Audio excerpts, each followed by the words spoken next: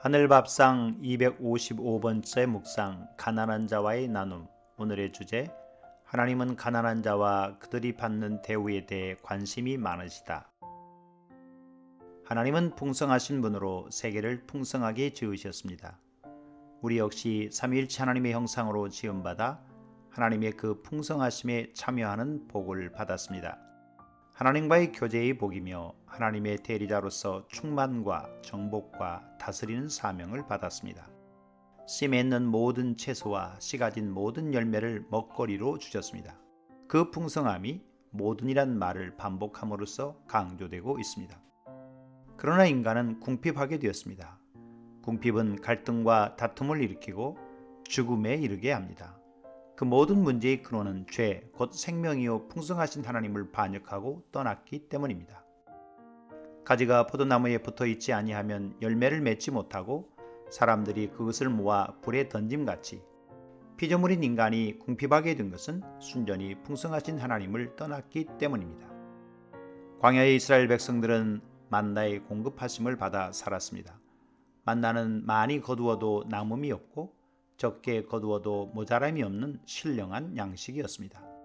매일 아침이면 이슬처럼 지천으로 내리니 굳이 욕심을 낼 필요가 없었습니다. 쌓아두면 벌레가 나고 썩게 되니 그렇게 할 수도 없었습니다.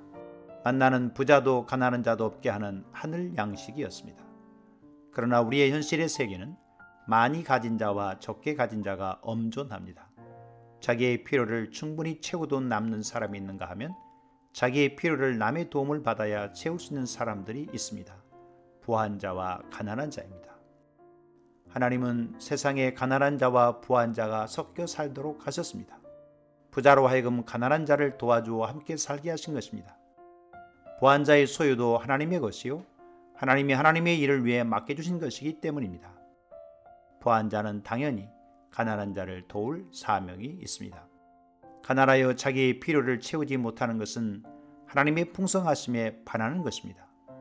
또한 가난하고 약한 자를 돕지 않는 것은 하나님의 사랑에 반하는 것입니다. 그러므로 하나님은 가난하고 약한 자들에 대해 지대한 관심을 가지고 계십니다. 하나님은 고아와 과부와 나그네 편이십니다. 고아와 과부와 나그네는 도움이 필요한 약한 자들의 대표로 언급되는 사람들입니다. 오늘날 부의 편중은 자본주의 폐해입니다. 그렇다고 공산주의가 그 문제를 해결할 수 없음은 역사적으로 판명되었습니다. 세계는 빠르게 자본주의화되고 있습니다.